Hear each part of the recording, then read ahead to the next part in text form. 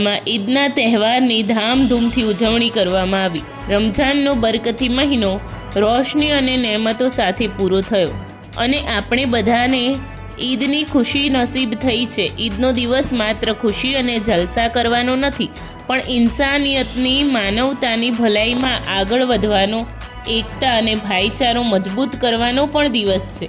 રોજાની ઇબાદત, સબ્ર અને સમર્પણ, ત્યાગ, પ્યાસ પછી આ તહેવાર આપણને એક શિખામણ આપે છે કે આપણે આપણા દિલને, હૃદયને, મનને બધી જ નફરતો, ઈર્ષા, જલન અને આપણી થયેલી ભૂલોથી પાક કરીએ।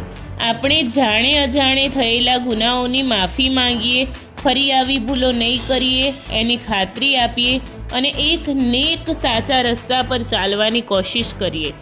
આ ઈદ આપણને સમાજના છેવાડા અને વંચિત લોકોની તકલીફો, મુસીબતો, પ્યાસ, ભૂખને પણ યાદ રાખીએ અને જરૂરતમંદોની મદદ કરવાનો પ્રયાસ કરવાની યાદ અપાવે છે।